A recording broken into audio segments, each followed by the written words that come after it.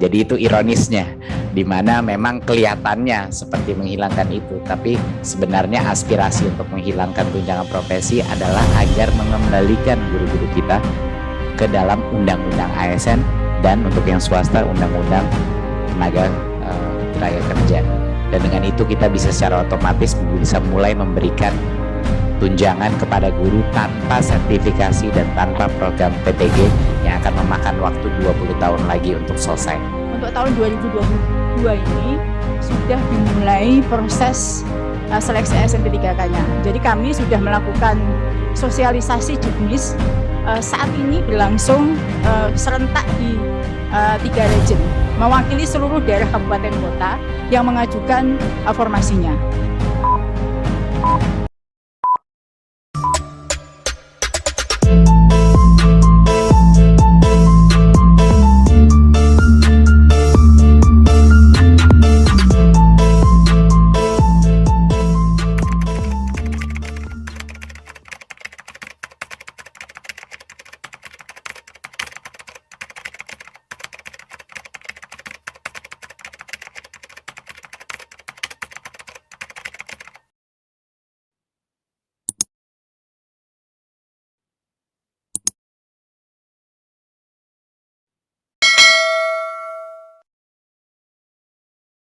Assalamualaikum warahmatullahi wabarakatuh. Terima kasih Bapak Ketua dan Bapak Ibu Wakil Ketua dan anggota DPD Komite 3 DPD RI. Terima kasih sekali lagi untuk mengundang kami bisa datang ke sini. Saya ingat terakhir kali di sini mungkin sebelum COVID ya Bu, yang secara fisik. Jadi sudah cukup lama. Terima kasih sudah menjadi tuan rumah yang sangat baik ke kami. Untuk hari ini kita akan memaparkan dengan izin anggota 3, memaparkan 3 topik tersebut. Satu adalah mengenai pelaksanaan Undang-Undang Cagar Budaya, realisasi program kerja Kemendikbudristek, dan rencana kerja Kemendikbudristek. Akan ada 2 pemapar, satu adalah saya, satu lagi adalah Bu Sekjen, yang akan masuk ke lebih detail penganggarannya. Jadi kalau bisa ditampilkan presentasinya. Terima kasih. Mungkin sebelum masuk ke dalam topik ini, walaupun tadi belum ada secara eksplisit topik mengenai RUU Sisdiknas, mungkin kalau boleh saya mengklarifikasi beberapa hal dulu. Untuk yang pertama adalah RUU Sisdiknas itu proposalnya yang sudah tidak masuk jadi prolegnas prioritas, tadinya itu sebelumnya itu bukan omnibus, tidak menggunakan mekanisme omnibus sama sekali.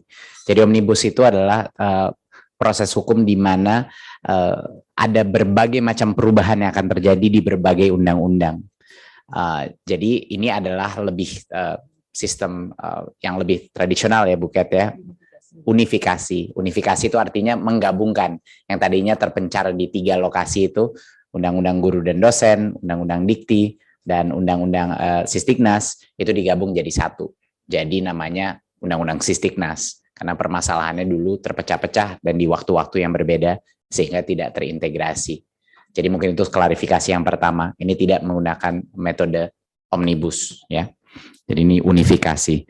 Klarifikasi yang kedua adalah isu mengenai madrasah itu sudah tidak ada lagi, itu sudah masuk dalam batang tubuh, sudah cukup lama itu masuk. Jadi mungkin untuk diklarifikasi masalah itu mungkin masih sering digoreng di luar, tapi kenyataannya udah tidak ada isu itu. Dan yang poin yang ketiga adalah mengenai hilangnya tunjangan profesi. Ini adalah satu isu juga yang sebenarnya mispersepsi terbesar di masyarakat. Alasan kenapa kita ingin mengeluarkan kata tunjangan profesi di situ adalah karena alasannya semua guru-guru kita, ASN maupun non-ASN, harus menunggu giliran PPG dan sertifikasi untuk mendapat tunjangannya adalah karena kata tunjangan profesi tersebut. Jadi itu ironisnya, di mana memang kelihatannya seperti menghilangkan itu, tapi sebenarnya aspirasi untuk menghilangkan tunjangan profesi adalah agar mengembalikan guru-guru kita ke dalam undang-undang ASN dan untuk yang swasta undang-undang tenaga kerja. Dan dengan itu kita bisa secara otomatis bisa mulai memberikan tunjangan kepada guru tanpa sertifikasi dan tanpa program PPG yang akan memakan waktu 20 tahun lagi untuk selesai. Semuanya sudah keburu pensiun. Jadi ini suatu hal yang cukup ironis ya Bapak-Bapak, Ibu-Ibu.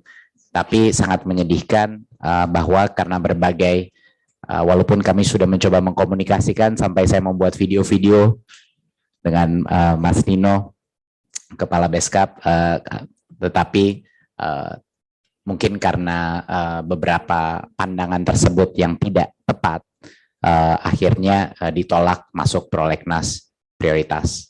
Dan sekarang situasinya tidak jelas.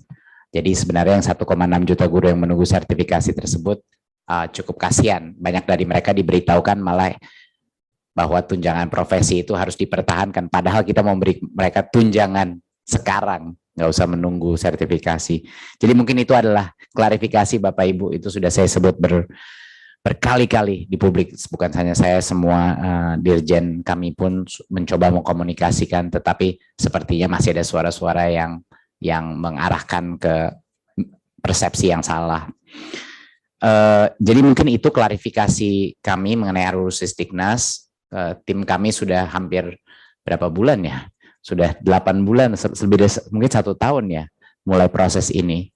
Dan benar-benar harapan kita adalah terkejar di 2022, agar di 2023 bisa goal. Tapi sekarang yang tercepat kalau 2023 belum tentu itu akan bisa kita loloskan. Karena memang tahun politik dan lain-lain, jadi merupakan saya harus realistis juga gitu. Kami pun sangat sedih, terutama buat guru-guru yang tidak bisa menerima tunjangan. Jadi Bapak Ibu yang saya hormati, untuk seleksi tahun 2021 yang sekarang ya prosesnya sedang diangkat, para guru itu sudah mengetahui bahwa dirinya lulus pada saat akhir ujian pertama dan ujian kedua tahun 2021. Dan itu terjadi sekitar bulan November 2021. Jadi ada anggapan guru jika sudah diumumkan lulus, mereka akan menerima gaji begitu. Karena kemarin juga ada pertanyaan kepada kami, kok 9 bulan gaji belum dibayarkan. Namun kami sampaikan prosesnya bahwa meskipun guru-guru tersebut sudah mengetahui dirinya lulus melalui akun SSC ASN masing-masing pada bulan November, bukan berarti gaji mereka akan terhitung sesuai saat pengumuman. Atau akan mendapat gaji sejak Januari tahun 2022. Meskipun dalam surat yang disampaikan oleh DJA kepada kepala daerah, gaji sudah mulai disediakan di DAU-nya masing-masing per Januari 2022. Kenapa? Karena ada proses pemberkasan seperti verbal berkas, pengajuan nomor induk ke BKN, serta proses pengangkatan dan penugasan di daerah masing-masing oleh pejabat pembuat komitmen, atau pemdanya masing-masing. Nah, pengumuman dari BKN sendiri itu setelah melalui proses yang panjang ya, mulai proses sesuai dengan yang ketentuan dalam peraturan perundangan atau proses sanggah, baru diumumkan tanggal 5 Januari.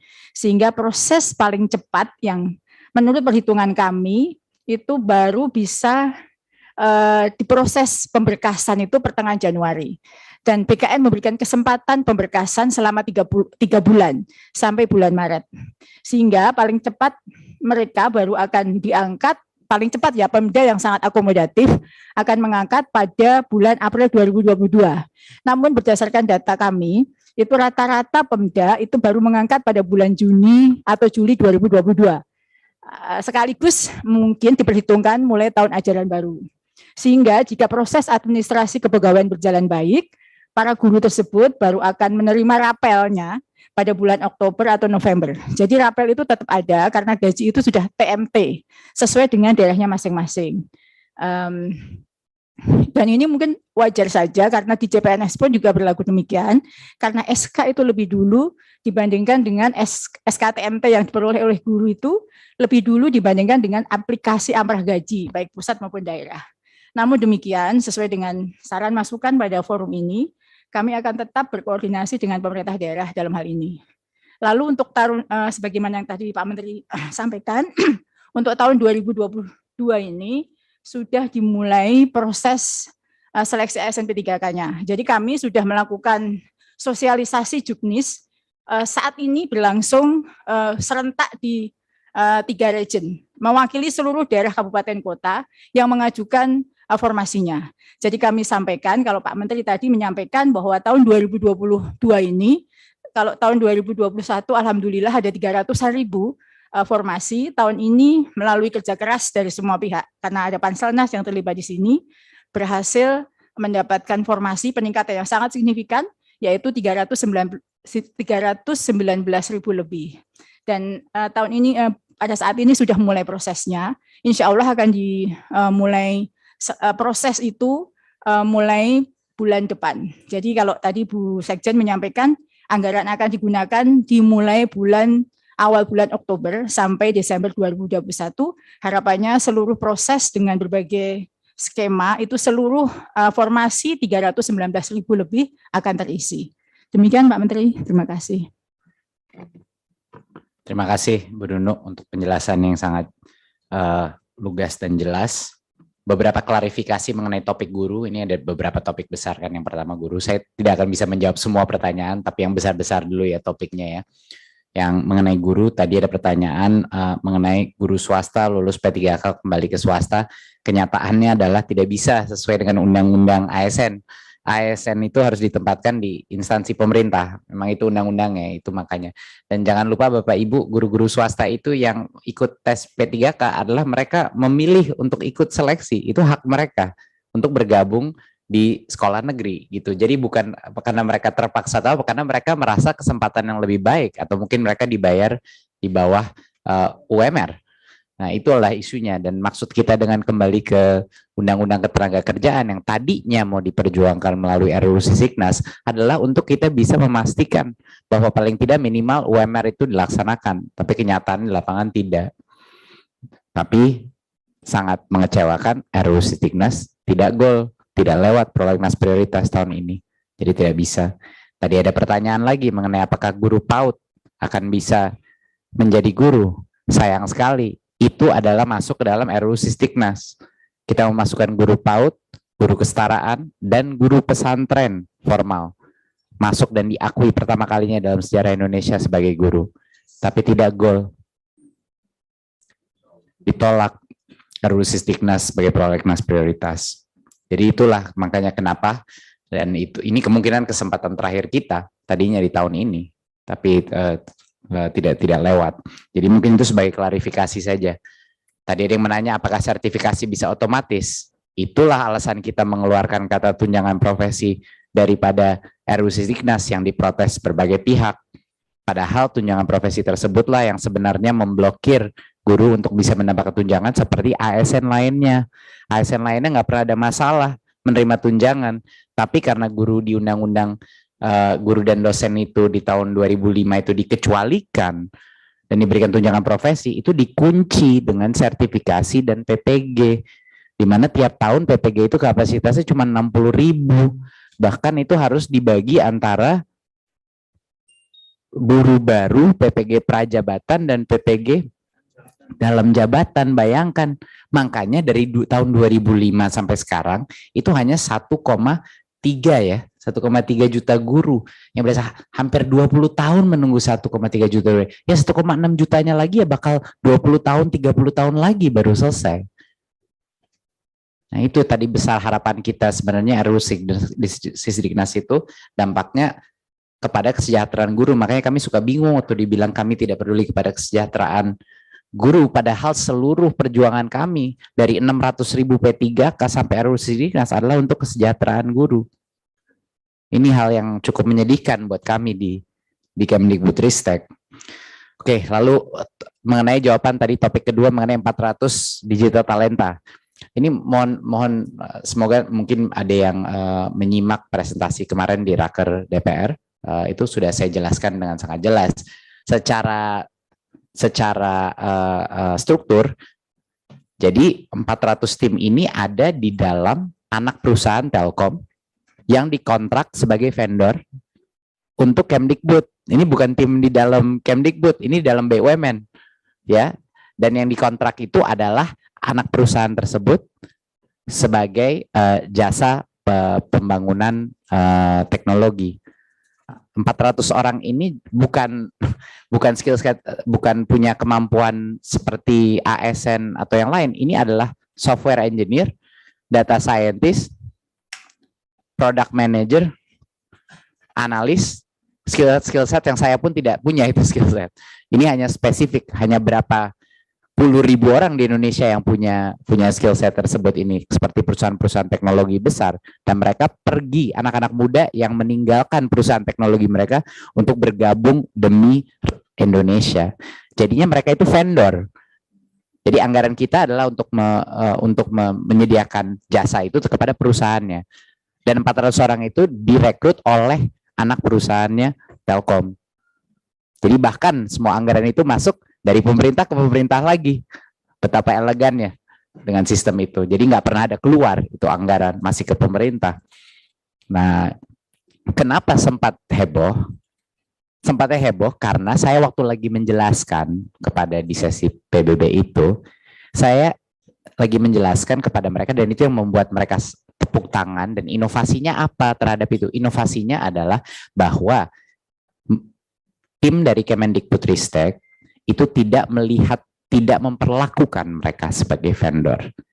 Mereka itu diundang oleh para dirjen-dirjen kita untuk memberi masukan, opini, survei dari lapangan, riset dari lapangan, untuk juga membantu dalam produk desain tersebut. Jadi perlakuan itulah yang membuat produk-produk kita, produk-produk kelas dunia.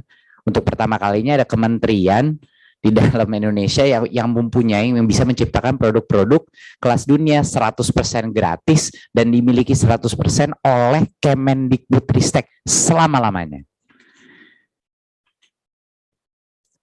Malah kenapa dikritisi? Ini bukannya udah menjadi kayak percontohan di dunia luar, harapannya jadi percontohan di semua kementerian di Indonesia juga gitu. Inilah sebenarnya cara kita menskalakan. Bagaimana kita melatih 1,6 ke 3 juta guru? Caranya biaya pelatihannya itu bisa triliunan, tapi dengan aplikasi kita bisa melakukan penghematan yang luar biasa. Membuat rapor pendidikan, berapa biayanya kampus-kampus kalau mereka harus mencari program-program kampus merdeka sendiri, Bu? Berapa itu kampus harus mengeluarkan uang untuk job fair festival? Kita melakukan satu platform digital, semua mahasiswa dari Sabang sampai Merauke bisa punya kesempatan yang sama, masuk MBKM, program teknologi dan lain-lain. Itu dampaknya teknologi. Satu hal memang masalah formasi ini, terima kasih tadi sudah menyebut bahwa kami terus mencoba berjuang dengan Pemda-Pemda yang banyak memberikan sinyal-sinyal yang berbeda dengan kita. Selalu lempar balik. Kenyataannya adalah kami juga sangat terbatas otoritas kami untuk bisa mendorong tersebut. Makanya kami harus bekerja sama dengan Kemendagri. Kami juga harus bekerja sama dengan berbagai pihak-pihak lain untuk menghasilkan itu. Jadi mohon kesabaran dari berbagai pihak, karena otomatis banyak masyarakat mengira ini guru tidak menerima gaji atau guru tidak SK-nya telat, atau apa. Itu adalah kesalahan dari kami di Kemendikbudristek. Gitu. Padahal perjuangan kami adalah untuk memberi kesempatan mereka ikut tes C3K dan menghargai berbagai macam saran-saran seperti apresiasi untuk perawat situs, itu ide yang sangat baik. Guru mapel di bahasa daerah itu menjadi perhatian kita yang besar dan tentunya akan kita dalami. 3 dosa pendidikan, klarifikasi. 3 dosa itu 3 hal.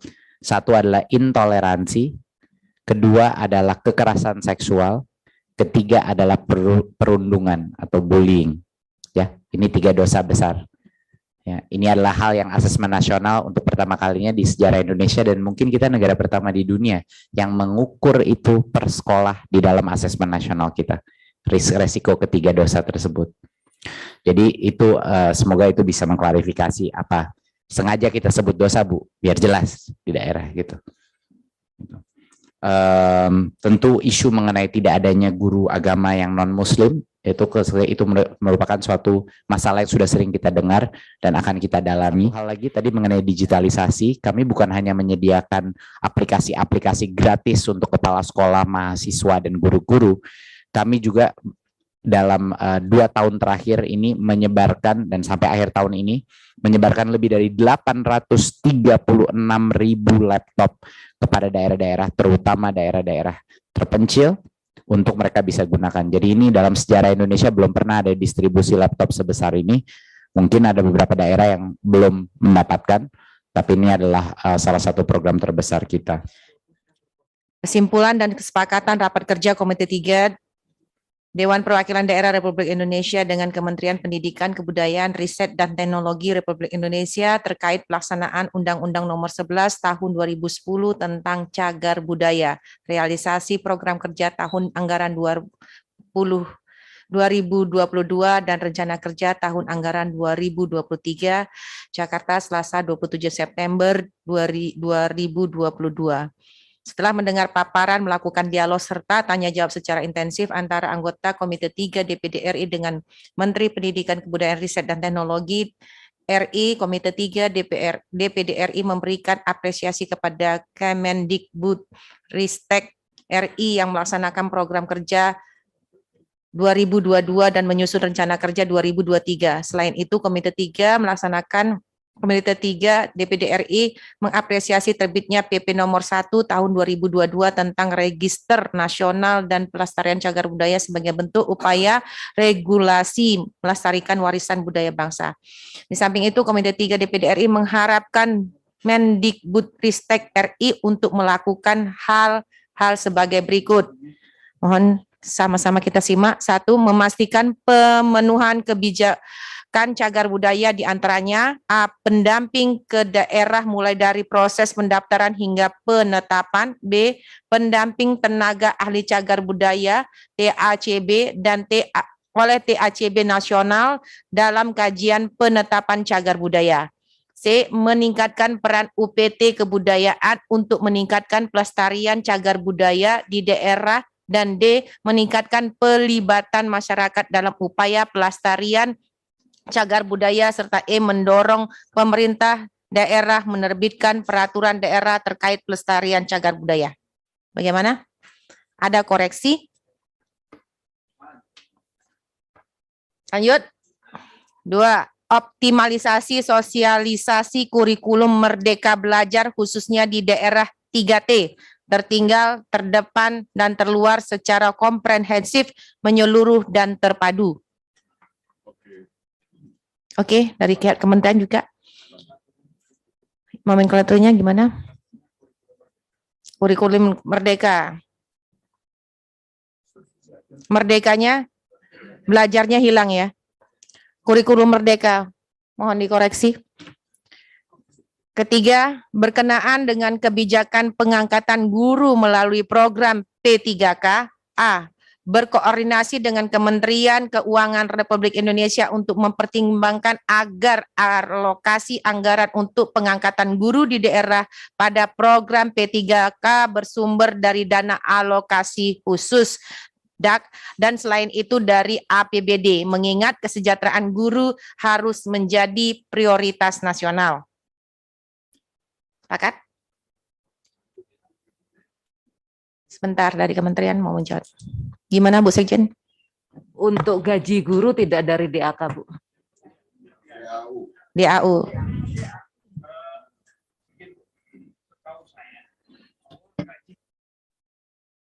DAK itu adalah merupakan kegiatan-kegiatan yang bersifat fisik dan lain sebagainya. Jadi tidak mungkin gaji ke DAK. Ya. Terima kasih Bu Sekjen. Ya, untuk tunjangan ada di DAK, Pak. Kalau gaji ada di DAU. Baik, koreksi. Tapi kalau ada berkaitan gaji dan tunjangan, nanti bisa dua-duanya dipakai aja, DAU dan DAK. Iya Pak, bisa jadi gajinya nanti dialokasikan melalui DAU, tunjangannya melalui DAK, sebagaimana guru-guru yang lain. Dari alokasi DAU dan DAK. DAU. Dari dana alokasi khusus dan dari dana alokasi umum. Begitu aja. Selain dari APBD.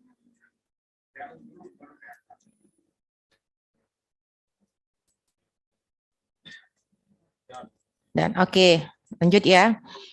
B. Berkoordinasi dengan Kementerian Dalam Negeri, Kemendagri, dan kementerian terkait lainnya untuk memastikan kepala daerah, provinsi, dan kabupaten kota menerbitkan surat keputusan pengangkatan bagi guru yang telah dinyatakan lulus persyaratan P3K beserta pemenuhan atas hak-haknya. Oke ya. 4. Menetapkan kebijakan afirmatif bagi guru honorer pada satuan pendidikan swasta agar guru mendapatkan honor minimal sesuai upah minimum berdasarkan peraturan perundang-undangan di bidang ketenagakerjaan dan memberikan perhatian pada satuan pendidikan swasta yang memiliki keterbatasan pendanaan. Sepakat? Lanjut ya. 5. Melakukan koordinasi Kementerian Dalam Negeri agar pengangkatan dan pengisian jabatan struktural oleh yang berlatar belakang profesi guru disesuaikan dengan relevansi jabatan yang akan diembannya. Lanjut.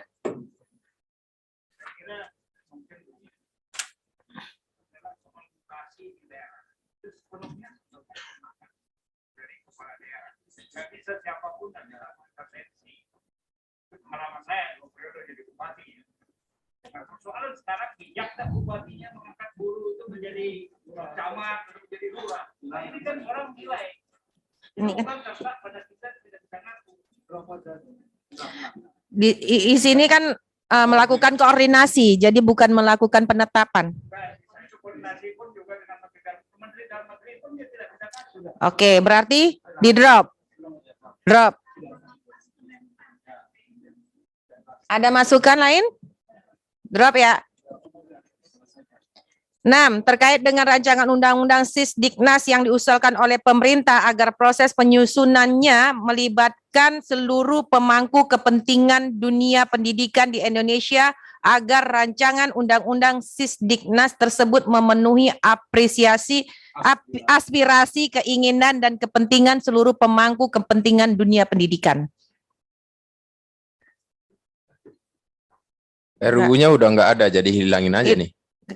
Karena tidak masuk prolegnas. Tidak, kalau saya kita mendukung. Justru DPD mendukung percepatan RUU itu untuk dibahas. Masuk dalam prolegnas. Ya itu. Ya, itu kita ubah berarti lanjut ya. bahasanya diubah. Mendukung kembali diajukannya. Ya, untuk menjadi prolegnas. RUU. Rancangan tapi gimana? Kapan acaranya? Ya, tahun depan. Terserah. Yang penting kita DPD harus memperlihatkan bahwa kita mengakui bahwa menteri ini sangat realistis dan objektif untuk masyarakat Indonesia. Saya udah bilang tadi ya, cocok calon presiden. Yang jadi persoalan, ya DPR kemarin menolak itu karena banyak penolakan dari masyarakat di daerah. Tidak, problemnya itu karena mereka nggak baca tuntas. Ya, itu persoalan setelah kita dapatkan info dari Pak Menteri. Jadi kalau Pak Menteri bilang bahwa RUU Sisdiknas ini adalah untuk kesejahteraan rakyat, maka tidak ada salahnya dari DPD lagi untuk mencoba memberikan rekomendasi dukungan lagi dan merekomendasikan untuk supaya dukungan dibahas kembali. Saya kira bahasanya lebih tepat mendukung untuk membahas kembali. Iya. Kita punya pendapat, DPD tidak harus selalu dengan DPR. Iya. Kita punya kesesuaian sendiri. Terima kasih. Dimasukkan, diganti redaksinya. Redaksinya diganti. Gini. Redaksinya ganti aja. Terkait dengan rancangan undang-undang Sisdiknas, ya, DPD ya mengusulkan kembali untuk diajukan di prolegnas. Untuk di prolegnas, ya. Ya, gitu aja. Setuju, masukkan itu. Rasanya. Ya. Ini kan ide cerdas ini, saya kira. Untuk diusulkan. Kalau di parlemen luar itu biasa ini begitu, orang cari panggung. Agar menjadi prolegnas. Ya. Diusulkan kembali menjadi prolegnas prioritas ya. Iya. Di masa sidang berikutnya. Ya, mantap. Cerdas itu.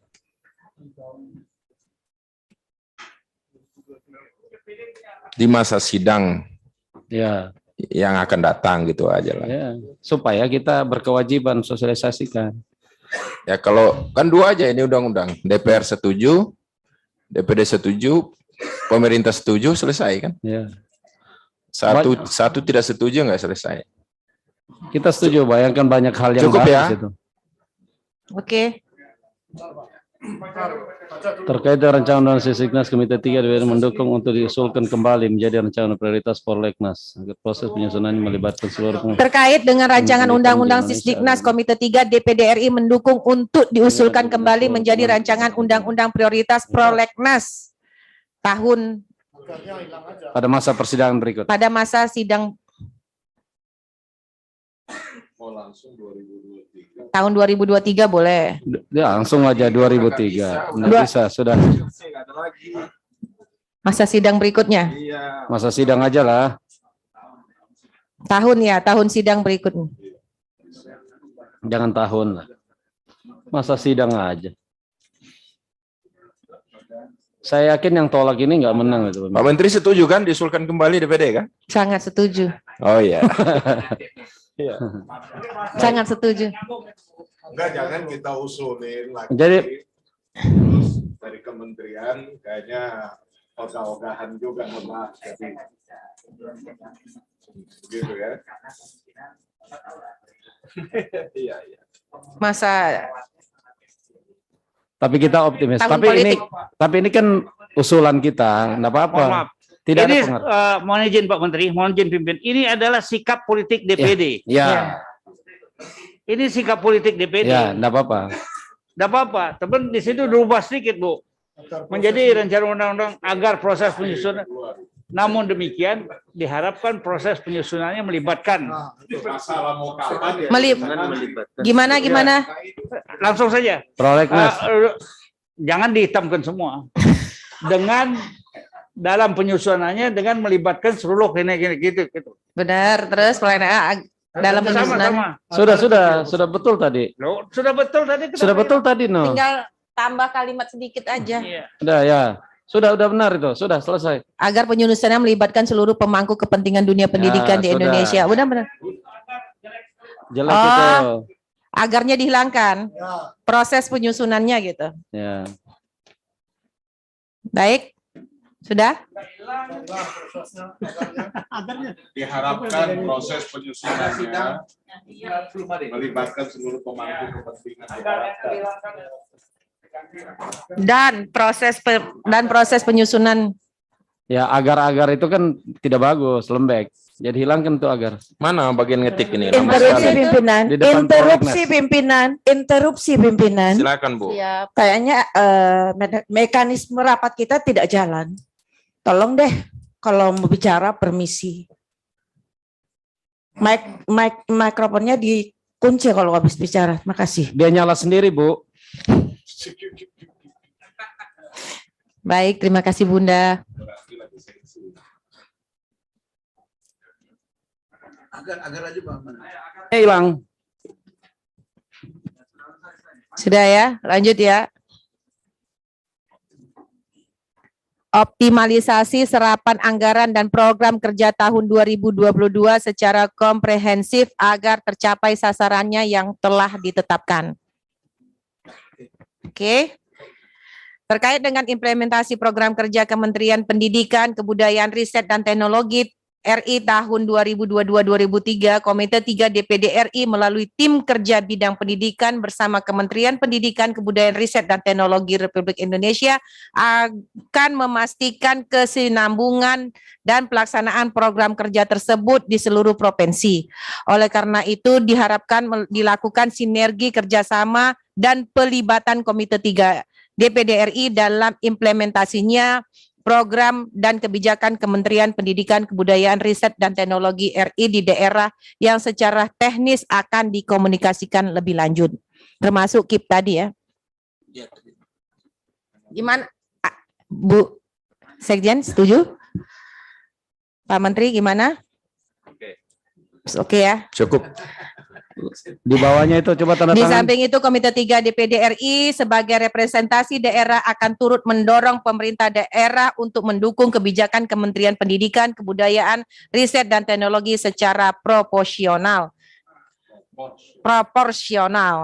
Baik, Komite 3 Dewan Perwakilan Daerah Republik Indonesia dan Kementerian Pendidikan, Kebudayaan, Riset, dan Teknologi Republik Indonesia. Mohon segera ditandatangani jika sudah menjadi kesepakatan bersama.